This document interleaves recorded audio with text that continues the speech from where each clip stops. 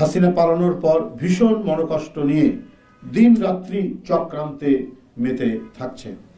তারাই পাঠ্য বইয়ে সর্বাগ্রে আওয়ামী লীগের শ্রেষ্ঠত্ব স্তুতি বন্দনা আর বিএনপি সেনা ছাউনিতে জন্ম বলে হেয় প্রতিপন্ন ও বিতর্কিত করার মাধ্যমে কোমলমতি শিক্ষার্থীদের মগজ ধোলাইয়ের প্রকল্প বাস্তবায়ন করতে চাচ্ছে। আবারও যে বই ছাপা হয়েছে সেখানে পৌরনীতি এবং একটি পৌরনীতি ও নাগরিকতা বলে একটি বইয়ের সেখানে এই কথাগুলি সন্নিবেশিত করা হয়েছে। তাহলে এটা কার সরকার?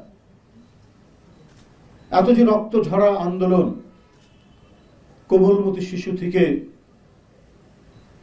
তরুণ কিশোর শ্রমিক জনতার, তো এই সরকার কাদেরকে পৃষ্ঠপোষকতা দিচ্ছে?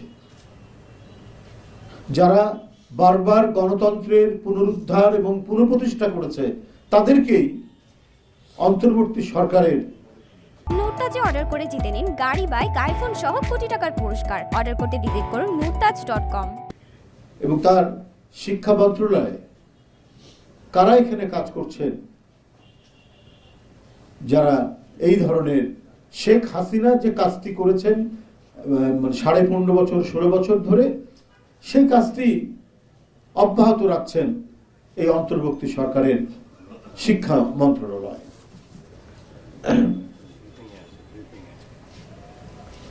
হেয় প্রতিপন্ন বিতর্কিত করার মাধ্যমে কোমলমতি শিক্ষার্থীদের মগজ ধোলাইয়ের প্রকল্প বাস্তবায়ন করতে চাচ্ছে। নতুন শিক্ষাবর্ষে পরিমার্জিত নতুন করে ছাপানো নবম দশম শ্রেণীর পৌরনীতি ও নাগরিকতা বইয়ের 73 নম্বর পৃষ্ঠার গণতন্ত্রে রাজনৈতিক দল ও নির্বাচন ব্যবস্থা অধ্যায়ে বাংলাদেশ আওয়ামী লীগ সম্পর্কে হাসিনার অলিগার্করা লিখেছে, আওয়ামী লীগ এদেশের সবচেয়ে বৃহত্তম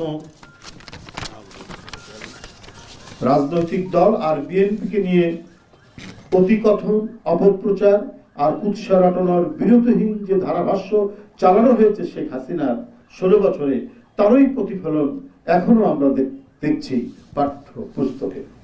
বিএনপির প্রতিষ্ঠাতা জিয়াউর রহমানকে সাবেক রাষ্ট্রপতির পরিবর্তে সাবেক সেনাপ্রধান হিসেবে উল্লেখ করা হয়েছে। সে সাবেক সেনাপ্রধান এবং নির্বাচিত রাষ্ট্রপতি, মানুষের যে সর্বশেষ যে পরিচয় নিয়ে সেটাকেই উল্লেখ করে, সেটা কিন্তু উল্লেখ করা হয়নি। তিনি যে প্রথম নির্বাচিত রাষ্ট্রপতি একবার জনগণের ভোটে, সে রাষ্ট্রপতি উল্লেখ না করে সাবেক সেনাপ্রধান উল্লেখ করে বলা হয়েছে, সাবেক সেনাপ্রধান মেজর জেনারেল জিয়াউর রহমান সামরিক শাসন আমলে 1978 সালের 1 সেপ্টেম্বর বাংলাদেশ জাতীয়তাবাদী গঠিত হয়। এটা তো শেখ হাসিনার বয়ান, এটা তো আওয়ামী দোসরদের বয়ান, এটা আওয়ামী বুদ্ধিজীবীদের বয়ান। এরা 15.5 বছর মিডিয়াকে নিয়ন্ত্রণ নিয়ে নিরন্তর ভাবে এই অপপ্রচারগুলো চালিয়ে গেছে। আর সেটারই যদি প্রতিফলন শিক্ষা মন্ত্রণালয়ে তাদের নেতৃত্বে এই যে পাঠ্যপুস্তক যে পরিমার্জন হচ্ছে, নতুন করে মুদ্রণ হলো, সেখানে যদি আপনার সন্নিবেশিত থাকে, সেখানে যদি ছাপানো হয়,